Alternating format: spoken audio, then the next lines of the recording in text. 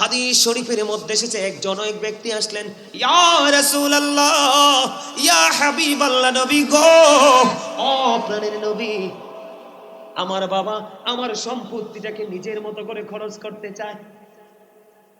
ও দুলালপুরের যুবক, আমার ভাই, আমার বন্ধু, তোমরা সবাই মিলে শোনো। এক ব্যক্তি এসে বললেন, ইয়া রাসূলুল্লাহ, ইয়া হাবিবাল্লাহ, নবী গো, ও প্রাণের নবী, আমার বাবা আমার উপার্জিত অর্থ নিজের মতো করে খরচ করতে চাই। ইয়া রাসূলুল্লাহ, আমি এখন কি করব?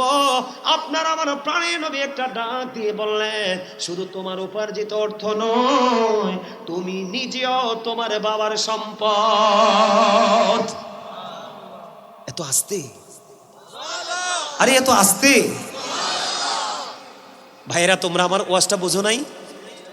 মানে বাবার কাছে, রাসূলের কাছে জানতে চেয়েছে আমার উপার্জিত অর্থ বাবা কি করতে চায়। মানে মনে হয় যেন এটা ওনার টাকা, উনি নিজের মতো করে খরচ করতে চায়।